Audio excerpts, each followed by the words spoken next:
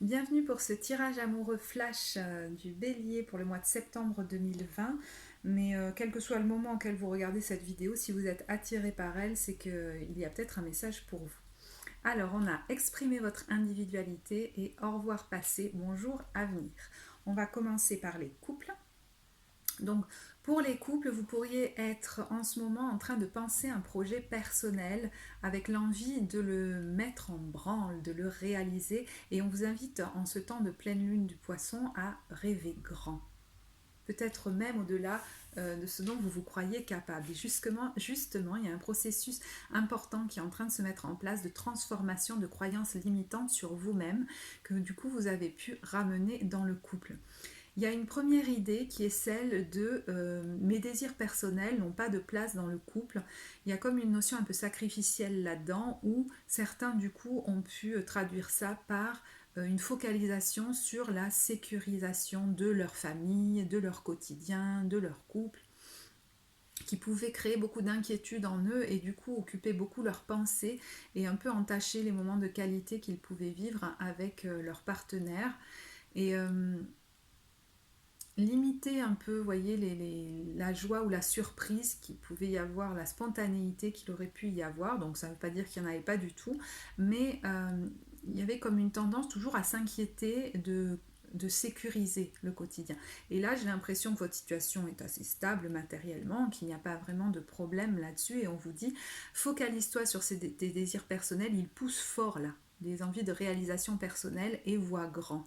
Et finalement, ça pourrait vous faire vous rendre compte que le couple peut être un tremplin aussi pour des réalisations personnelles plus ambitieuses encore que ce que vous imaginez. Et en partageant vos envies avec votre partenaire et même vos doutes, voyez, en vous exprimant dans toute votre originalité, mais aussi dans toute votre vulnérabilité, dans vos désirs, dans vos doutes face à votre partenaire, vous pourriez être accueilli avec beaucoup de bienveillance.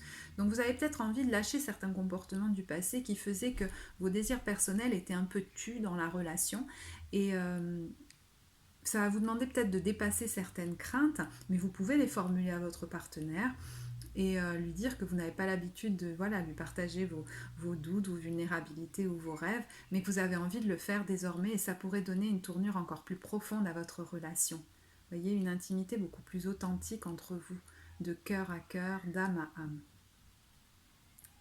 D'ailleurs, vous pourriez vraiment être reçu avec beaucoup de bienveillance par rapport à ça. Et j'ai l'impression qu'il y a une autre croyance qui est cachée là derrière. C'est, vous voyez, quand on se focalise sur... on oublie ses désirs, on se focalise sur l'autre finalement. euh, on laisse de côté ses propres réalisations et ça nous évite de nous mettre face à certaines peurs. Et j'ai l'impression qu'il y a des peurs chez vous très anciennes de ne pas être capable de réaliser certaines choses un peu comme grandes, comme si vous vous voyez plus petit que ce que vous êtes. Et ça vous vient peut-être de l'enfance. Et j'ai l'impression qu'en face de vous, l'autre vous voit avec des yeux émerveillés, comme s'il voyait le meilleur de vous-même déjà chez vous. Et vous pourriez vous rendre compte qu'en lui partageant vos rêves, vos doutes, le couple peut devenir un tremplin aussi vers des réalisations personnelles beaucoup plus importantes, beaucoup plus ambitieuses, à la hauteur de vos capacités personnelles.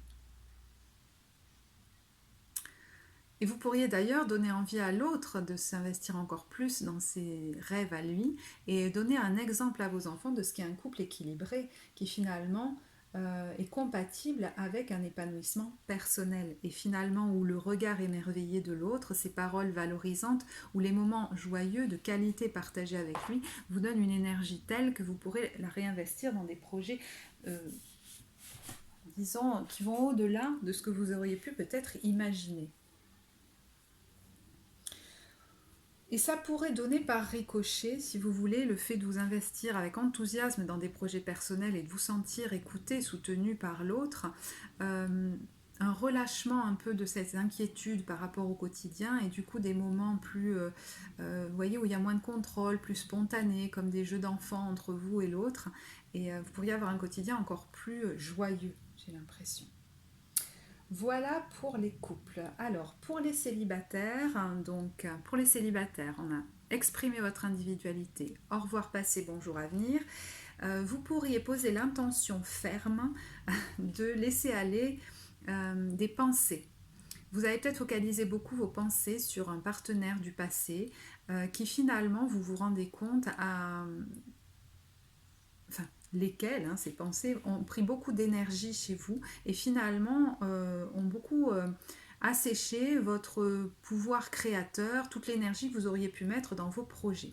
Donc vous avez eu peut-être un temps d'introspection au sortir d'une relation qui vous a permis de comprendre ce qui s'était passé. Et aujourd'hui, c'est comme si vous sortiez la tête de l'eau et que vous voyiez assez clairement une espèce de processus que vous avez pu mettre en place dans plus d'une relation où finalement vos désirs s'asséchaient quand vous rentriez dans la relation, comme si j'y rentre un peu à fond et au final je me fonds, c'est le cas de le dire, dans les désirs de l'autre et les miens font comme, ils s'assèchent, c'est comme si je n'en avais plus, que je ne les percevais plus, je passe beaucoup moins de temps dans mes activités, je n'ai plus d'idées créatives et vous avez peut-être du mal à comprendre pourquoi. Ça pouvait peut-être aussi avoir une incidence sur votre santé, comme si votre corps vous appelait, vous rappelait à vous-même, vous voyez. Pardon, j'ai les cartes qui tombent. Je pense à cette expression qui dit on peut se lancer dans une relation à corps perdu. Vous voyez. Il y a quelque chose de cet ordre-là. D'ailleurs, il y a une notion un peu sacrificielle là-dedans. Alors, est-ce que ça cache la croyance selon laquelle, dans le couple, je dois me sacrifier, mes désirs personnels n'ont pas de place par rapport à ceux des autres, ils ont peut-être moins d'importance. Et ça cache peut-être quelque chose encore derrière. Si je me focalise sur l'autre, sur ses désirs, et finalement que je finis par l'idéaliser, c'est peut-être que moi, en mettant mes projets à moi de côté, je me sens moins capable de les réaliser, de réaliser des choses grandes. Et vous pouviez peut-être d'ailleurs être un peu envieux de ce que réalisait l'autre. Et vous vous rendez compte aujourd'hui que vous avez projeté sur l'autre des capacités que vous avez envie de cultiver aujourd'hui en vous-même. Vous avez juste besoin d'en prendre soin et de mettre de l'engrais. Et là, il y a comme une super méga envie de vous occuper de votre sphère à vous. C'est comme si vous kiffiez ce moment entre vous et vous, un peu entre amoureux, vous voyez, entre vous et vous, où vous avez envie de cultiver votre relation à vous-même. Alors, vos goûts, même les plus non conventionnels, de laisser vos désirs s'exprimer. Après une introspection, il y a comme un éclatement, vous voyez. Je laisse mes désirs s'exprimer au grand jour. Il y a une idée de sortir dans la rue comme ça, en assumant ses goûts, vous voyez, ses tenues, ses idées, sans pour autant vouloir les imposer aux autres, mais comme en se délectant de sa propre individualité. Et en ce temps de pleine lune, on vous invite à nourrir des rêves grands, beaucoup plus ambitieux peut-être que ce dont vous imaginiez être capable jusque-là. Et vous pourriez avoir envie de mettre en place des actions qui vous enthousiasment, même des plus petites actions, et on vous dit vas-y, même si tu ne connais pas la prochaine étape, si c'est ton chemin, la vie mettra des petites pierres dessus pour que tu connaisses les prochaines étapes. Vous voyez, c'est comme l'idée de sortir un peu du contrôle et de se dire, ok, la vie va me donner ce dont j'ai besoin, et là j'ai envie de vraiment m'éclater à être moi-même, quoi. Et vous comprenez que c'est un temps important pour mettre une base solide avant d'entrer dans une relation. Je m'accepte dans toutes mes facettes, je me connais de mieux en mieux. Euh, je soutiens mes propres désirs, je me soutiens dans mes propres réalisations. Je commence chaque jour un peu plus à voir le meilleur de moi-même et à aller vers cette version de moi, à la cultiver. Et comment? Même par des petites actions au quotidien, en observant les jugements que j'ai sur moi avec bienveillance et peut-être en les écoutant moins, en m'autorisant, comme des petits challenges au quotidien, à suivre les envies que j'ai dès que je me lève. Vous voyez? Donc, autorisez-vous à vivre ce processus étape par étape, avec beaucoup de bienveillance pour vous-même. Vous êtes en train de préparer en fait une relation plus équilibrée. C'est-à-dire que de toute façon, si elle n'est pas différente de celle d'avant, vous n'irez pas, parce qu'il y a comme quelque chose maintenant d'intransigeant.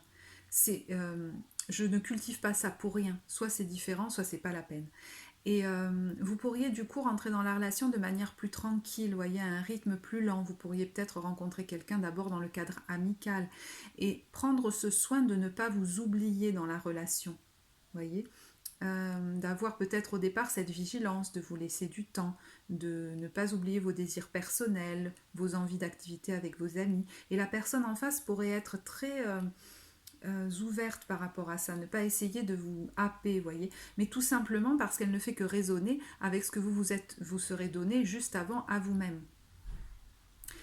Et vous pourriez installer comme ça une relation plus profonde, plus authentique. Je vais me présenter à l'autre dans ce que je suis réellement, dans toutes mes originalités et aussi dans mes moments de doute, de vulnérabilité. Vous voyez, je ne cherche pas à me fondre dans un moule pour correspondre à ce que veut l'autre, à avoir les mêmes goûts, les mêmes désirs. Vous voyez, par exemple. Alors, je regarde si j'avais autre chose à vous dire. Oui, vous pourriez vous rendre compte du coup au fur et à mesure, transformer comme une croyance, voyez, que le couple ne peut pas être un lieu d'épanouissement personnel. Soit je suis seule et je m'épanouis, soit je rentre dans la relation et je commence à m'amenuiser et à me détruire, quoi. Et du coup, en conservant vos propres désirs, en continuant à vous éclater dans votre vie personnelle tout en partageant des moments avec l'autre, comme ça, vous pourriez petit à petit vous rendre compte que la relation amoureuse peut aussi être un lieu d'épanouissement personnel propice en fait pour favoriser vos réalisations personnelles. Toutes les beaux regards que l'autre a sur vous, les paroles valorisantes, les moments de qualité, de joie que vous partagez sont autant d'énergie que vous pourrez réinvestir dans votre vie. Là, l'idée, c'est pas d'aller chercher un sauveur, par exemple, quelqu'un de paternaliste pour me porter, par exemple, à bout de bras, ou l'inverse, vous voyez, ou alors aller sauver l'autre. C'est chacun s'éclate dans sa vie, vient partager ses pleins et non pas ses manques, et on repart encore plus heureux et on va le réinvestir dans notre vie. Mais partager un moment de qualité, ça peut être partager un moment de vulnérabilité, et pas forcément toujours les cacher, voyez. Mais c'est pas non plus s'épancher en permanence pour que l'autre nous soutienne à bout de bras. Donc il y a quelque chose de beaucoup plus équilibré, de beaucoup plus authentique qui se prépare. Donc prenez ce temps pour vous. Et maintenant, je vais tirer une carte générale et pour les célibataires et pour les couples. Une carte des messages de lumière qui est « Tout se place sur mon chemin ». Je fais confiance et je suis sans crainte, car je suis guidée vers la lumière, vers ma réalisation. J'écoute, je regarde et je prends conscience. Ainsi, je reconnais cette énergie qui me mène à faire un avec mon essence divine, la source. Voyez cette idée d'honorer le vivant en soi, c'est pas du tout une idée, pleinement égoïste. C'est vraiment honorer tout ce qu'il y a de vie en soi, cultiver une joie que je pourrais ensuite partager avec l'autre, voyez, dans la relation.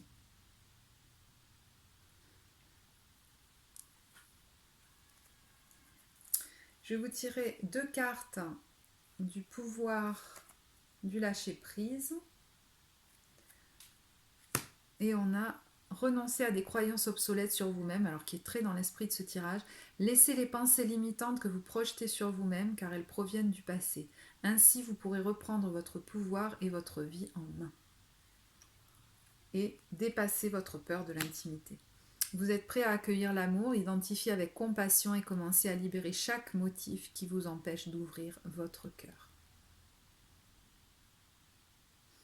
Bon, j'ai pas besoin de les commenter plus parce qu'elles sont vraiment dans l'esprit du tirage, donc j'en ai vraiment parlé avant.